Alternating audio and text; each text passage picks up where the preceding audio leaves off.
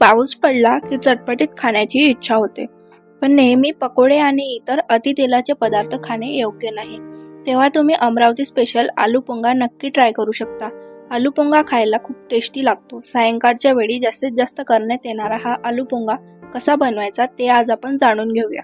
शेळके, मी एक गृहिणी आहे आणि आज आपण आलू पोंगा कसा तयार करायचा ते पाहूया. आलू पोंगा तयार करण्यासाठी लागणारे साहित्य आपण पाहूया.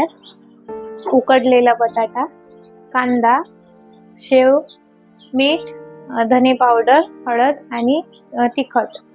हे पोंगे हे लसण फ्लेवरचे आहे. आपण साधे पण वापरू शकतो. उकडलेला बटाटा आपण बारीक करून घेऊया.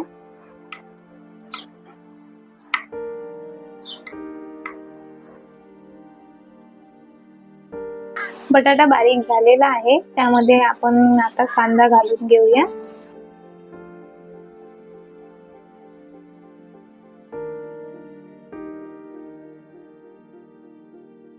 तिखट मीठ पण घालून घेऊया.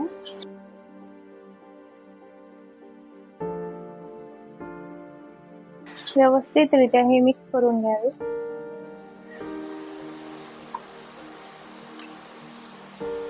व्यवस्थितरित्या मिक्स झालेला आहे आणि हे मिक्सचर आता आपण फिंगर मध्ये भरून घेऊया.